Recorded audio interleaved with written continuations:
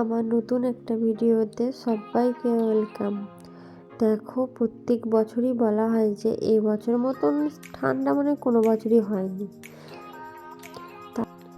আমি শুয়েছিলাম, দুপুরে ঘুমাচ্ছিলাম, সন্ধে হয়ে গেছে বলে ঘুম থেকে উঠলাম। ওই লেপের ভেতর থেকে বেরোতে এতটা কষ্ট, বাপরে, বেরিয়ে এত শীত করছে, সেই জন্য চাদরটা নিলাম গায়ে, নিয়ে সন্ধে দেখাতে চলে এলাম সন্ধে হয়ে গেছে বলে। আমার নিচেতে সব নিচে ঘরগুলো, তারপরে দোকান ঘরে, আমাদের অনেকটা বড় বাড়ি তো, পুরো বাড়িটা পুরোটা দেখাতে অনেক সময় লাগে সন্ধে দেখাতে, তাই পুরোটাই তোমাদেরকে শেয়ার করতে পারলাম না। দেখো, আমার সন্ধে দেখানো হয়ে গেছে, 7টা বাজিয়ে নিলাম। এরপরে আমি বাটাগুলো দিয়ে দেব।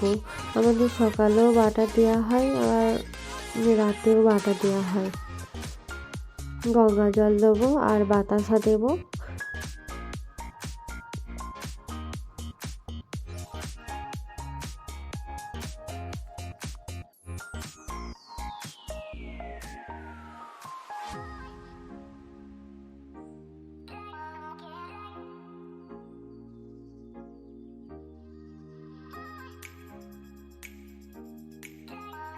সব ঠাকুরের সামনে সামনে যেখানে যেখানে দেয়া থালাগুলো আমি দিয়ে দেব। এখন আমি সন্ধে দেখাই না, সন্ধে আমার শাশুড়ি মাই দেখায়। আজকে মায়েরা বাড়িতে নেই, তাই আমাকেই দেখাতে হচ্ছে সন্ধে। বাটাগুলো দেওয়ার পর একটুখানি বাইরেটায় আমি দাঁড়াবো, তারপরে আবার থালাগুলো আমি নিয়ে চলে এলাম ধুতে, কারণ কালকে আবার সকালে পুজোর জোগাড় করতে হবে।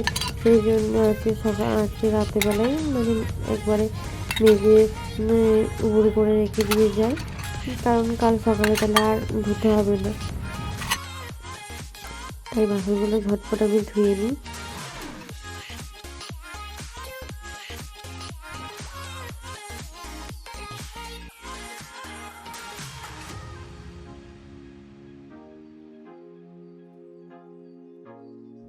তারপরে আমি ঠাকুর ঘরটা মুছে নেব, কারণ সকালে মা আবার রাতে ধূপ দেখায়, সেই জন্য একবারে মুছে নিই।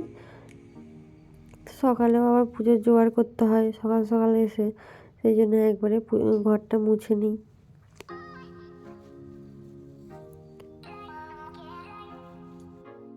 গুড ইভিনিং ফ্রেন্ডস, সবাই কেমন আছো? আই হোপ সবাই ভালো আছো, আমিও ভালো আছি। সবাইকে এসএস ফ্যামিলিতে ওয়েলকাম। দেখো, আমি ভিডিওটা সারাদিন করা হয়নি তো, বাড়িতে একা আছি, ভালো লাগছে না, তাই ভিডিও করতে ইচ্ছে করেনি, তাই ভিডিও করা হয়নি। এখন এই সন্ধ্যে দেখিয়ে এলাম, বাড়িতে মা বাবা নেই তো, বড়টাই আছে, বড়টা দোকানে আছে, আমি বাড়িতে একা নিয়ে এবার যাবো, যে চা খাবো, চা করে দেবো দোকানে, তোমরা। দেখো, আমি চলে এলাম নিচে চা বানাতে। চা আমি বসিয়ে দিয়েছি, চাটা ফুটে যাক।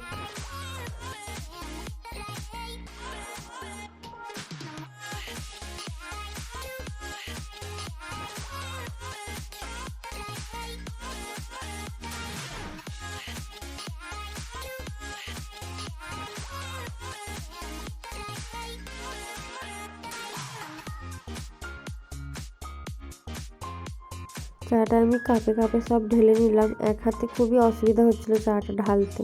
দেখো, আমার চাটা ঢালা হয়ে গেছে, আমি এবার যাচ্ছি দোকানে দিয়ে আসতে। দেখো, আমি দোকানে চলে এসেছি। দোকান তোমরা যদি দেখতে চাও আমাদের কিসের দোকান, তাহলে কমেন্টে জানিও। চা দিয়ে এলাম, তারপরও বড়মশাই বললো যে এখনও অনেকগুলো কাস্টমার আছে বসে, তাদের জন্য চা করতে। আবার চা করলাম।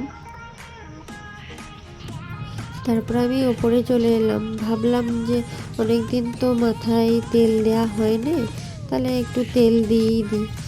তাও যা শীতকাল, এত খুশকি হচ্ছে, চুল যা পড়ছে বলার বাইরে। মাথায় একটু ম্যাসাজ করে নিলাম, এতে একটু রক্ত সঞ্চালন বাড়বে, তাহলে আমার হেয়ার ফলটা একটু কমবে। দেখো আমি তারপরে চুলটা বেঁধে নেব।